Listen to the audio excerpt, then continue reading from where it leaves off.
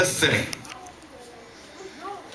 And Joseph was brought down to Egypt, and Potiphar, an officer of Pharaoh, captain of the guard, and Egyptians bought him of the hands of the Ishmaelite, which had brought him down thither. And the Lord was with Joseph, and he was a prosperous man. And he was in the house of his master, the Egyptian. And his master saw that the Lord was with him, and that the Lord made all that he did to prosper in his hand. And Joseph found grace in his sight, and he saved him. And he made him overseer over his house, and all that he had, he put into his hand. And it came to pass from the time that he had made him overseer in his house and over all that he had, that the Lord blessed the Egyptian's house for Joseph's sake. And the blessing of the Lord was upon all that he had in the house and in the field. And he left all that he had in Joseph's hand, and he knew not aught he had, save the bread which he did eat. And Joseph was goodly person and well favored. And it came to pass after these things that his master's wife cast her eyes upon Joseph, and she said, lie with me.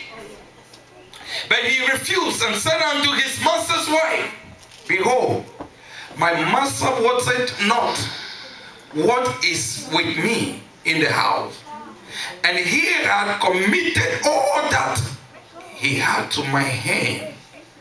There is none greater in this house than I, neither has he kept back anything from me but thee.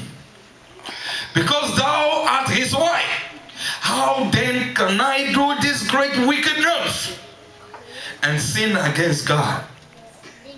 And it came to pass, as she spoke to Joseph day by day, that he hearkened not unto her to lie by her or to be with her. And it came to pass about this time that Joseph went into the house to do his business, and there was none of the men of the house there with him. And she caught him by his garment, saying, lie with me. And he left his garment in her hand and flee and go him out. And it came to pass, when she saw that he had left his garment in her hand and was flee forth, that she called unto the men of her house and spoke unto them, saying, see, he has brought in a Hebrew unto us to mock us. He came in unto me to lie with me, and I cried with a loud voice. And it came to pass, when he heard that, I lifted up my voice and cried, that he left his garment with me and flee and got him out. And she lay up his garment by her until his Lord came home. And she spoke unto him according to this wise, saying, the Hebrew servant which thou hast brought unto us came in unto me to mock me. And it came to pass, as I lifted up my voice and cried, that he left his garment with me and flee out. Amen. Praise God.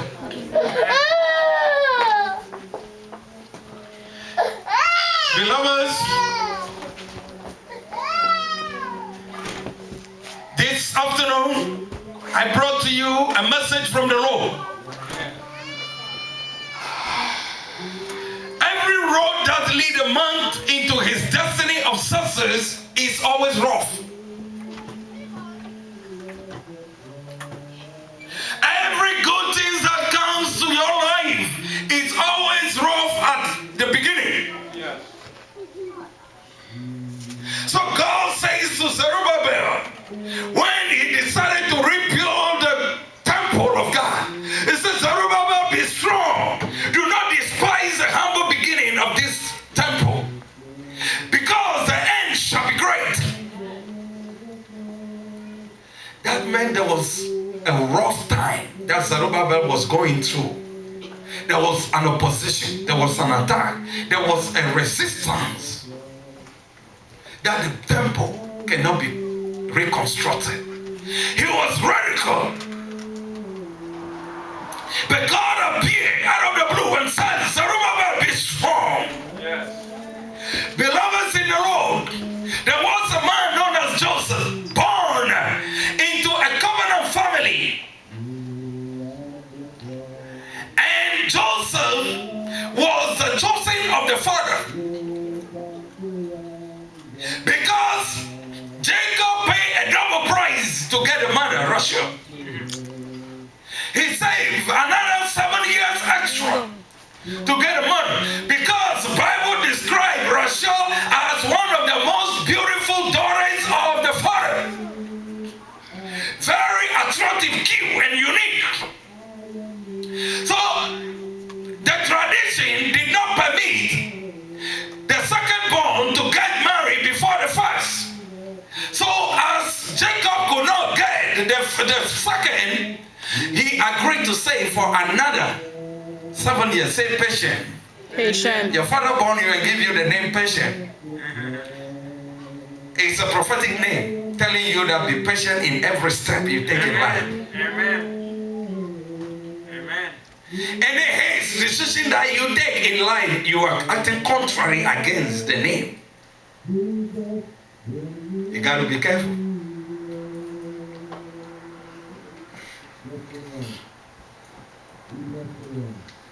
So Joseph was born by this beautiful woman, and the Bible described Joseph as a handsome man among the children of Israel. He was so unique and cute, very attractive. So his handsomeness superseded every child of Jacob. So Jacob admired his son Joseph so much, cherished him so much, and even the mother Rachel tended to love Joseph so much because of his handsomeness. So God also chose him. Whatever you pay a higher price for, God will honor that. Amen.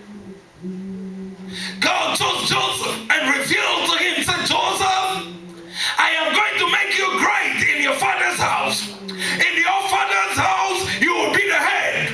In your father's house, you will rule over them. You will succeed your father. You will be the head in everything. I will bless you with the most of all that I promised your fathers. And he gave him the revelation. As a child that he was,